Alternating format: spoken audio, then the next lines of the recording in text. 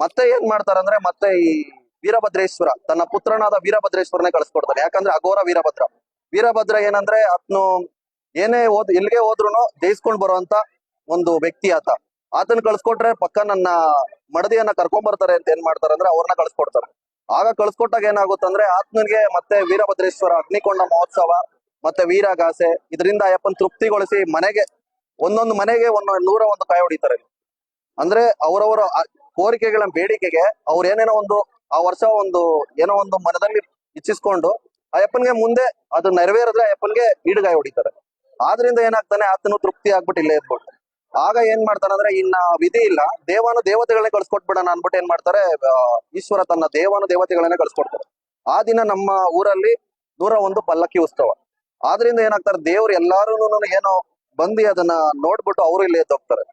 ಕಡೆಗೆ ಇದೇ ತರ ನಡೆದ್ರೆ ಉಪಯೋಗ ಇಲ್ಲ ಅಂತ ಏನ್ ಮಾಡ್ತಾರೆ ಅಂದ್ರೆ ಶಿವ ತಾನಾಗಿ ತಾನೇ ಬರ್ತಾನೆ.